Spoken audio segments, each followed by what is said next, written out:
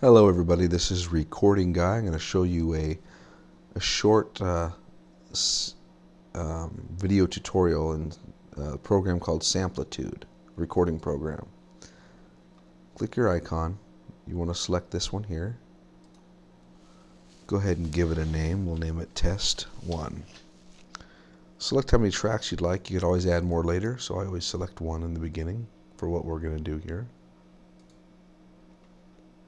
Very important, once you get your Samplitude loaded, make sure you go to Options, System Audio. Make sure this is select. I think by default it's 24-bit. Most video cards can't hold 24-bit for the standard computer. So make sure it's selected at 16-bit. Hit OK. Okay, make sure you are the power user. Go down here, select power user. Next, make sure you select this one right here. This one right here. Okay. Now what we want to do is import a track. We'll record one or import one, either one. Let's import one. We'll do some editing. Where are we? Oh, sorry. Here we go. Sorry for the cough. I have a bit of a cold or something. Look on your desktop for the MP3 you'd like. Select OK. Let it do its thing. Yes, you want to save it in that folder. You could also tell on the bottom here, kind of see the progress. And this is selected for a reason. I'll show you in a second once it loads up. It splits the track in half. The top half, here's the half. See the half point here? This half point, the bottom half is for moving the track around. Ignore the yellow stuff in between there. I got problems on with some dust on my computer. The top half is for editing purposes. So you would edit with the top half. You can select your edit points.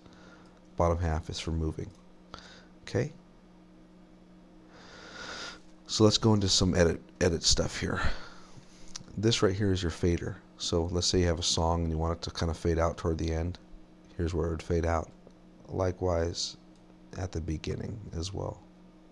You can even set the level of your track right here with the little volume level. Okay.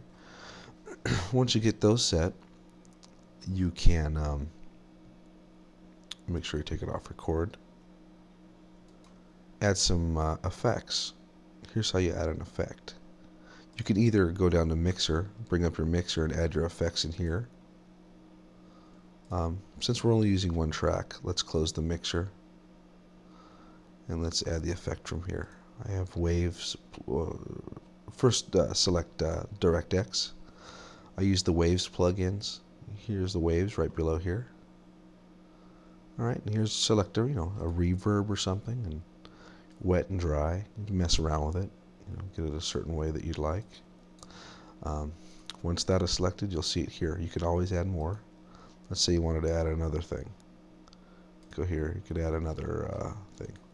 It'll just keep going down the line the more you add, taking up more processing power.